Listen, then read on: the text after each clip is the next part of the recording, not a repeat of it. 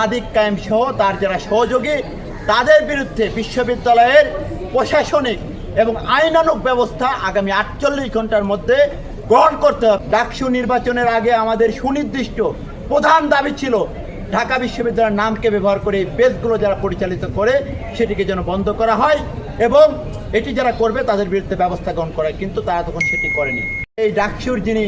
VP হিসেবে যিনি দায়িত্ব নিয়েছেন সেই ভিপি সাদিক কায়েমের নেতৃত্বে এবং তার সহযোগী যারা তারাই এই পেজগুলো পরিচালিত করে এবং ঢাকা বিশ্ববিদ্যালয়ের ছাত্র নেতৃবৃন্দ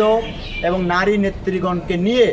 যত ধরনের অশালীন ভাষায় কুৎসা রটানো যায় সেই কাজগুলো তার নেতৃত্বে তার সহযোগীরা সরাসরিভাবে এই কাজগুলো 5 আগস্ট পরবর্তী সময় থেকে করে আসছে এবং এটি আজকে পুরো জাতির সামনে উন্মোচিত হয়েছে এবং এটি উন্মোচিত হওয়ার পরে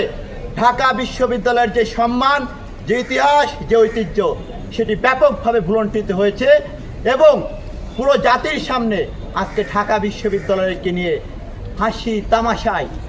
অন্যান্য বিশ্ববিদ্যালয়, অন্যান্য শিক্ষা প্রতিষ্ঠান এই বিশ্ববিদ্যালয়কে হেয় করার মতো সুযোগ তৈরি করে দিয়েছে এই গোষ্ঠীটি। তার বিরুদ্ধে আজকে আমরা অতীত সময়েও যে প্রশাসন ছিল ঢাকা বিশ্ববিদ্যালয়ে নিয়াজ আহমেদের অধীনে, তার অধীনে যে প্রশাসন ছিল আমরা নিয়াজ স্যারের কাছেও এর আগে এসেছি, তার কাছে এই বিষয়গুলোর বিরুদ্ধে আমরা সুনির্দিষ্টভাবে লিখিতভাবে আবেদন জানিয়েছিলাম তারা যেন এই ঢাকা বিশ্ববিদ্যালয়ের নামকে ব্যবহার করে যে মিথ্যা প্রোপাগান্ডার রাজনীতি শুরু করেছিল তার বিরুদ্ধে যথাযথ ব্যবস্থা গ্রহণ করে, কিন্তু তারা সেটি ব্যবস্থা গ্রহণ করেনি, ন্যূনতম কর্ণপাত করেনি। আবার নতুন প্রশাসনের দায়িত্ব গ্রহণ করেছে।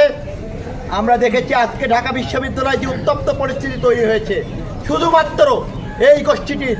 এই ধরনের প্রোপাগান্ডামূলক মিথ্যা রাজনীতির কারণে শিক্ষা প্রতিষ্ঠানগুলো আজকে পুনরায় উত্তপ্ত হয়ে উঠেছে এবং এর পিছনে সবথেকে বড় ভূমিকা পালন করছে এই গুপ্ত রাজনীতি, যে গুপ্ত রাজনীতির কারণে আজকে পুরো শিক্ষা প্রতিষ্ঠান উত্তপ্ত হয়ে উঠেছে। আমরা মনে করি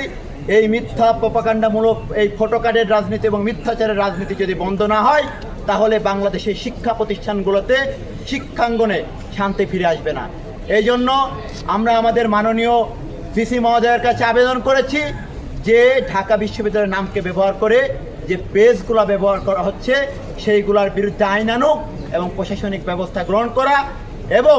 এটির সাথে যারা জড়িত সাদিক কায়েম সহ তার যারা সহযোগী তাদের বিরুদ্ধে বিশ্ববিদ্যালয়ের প্রশাসনিক এবং আইনানুগ ব্যবস্থা আগামী 48 ঘন্টার মধ্যে গ্রহণ করতে হবে।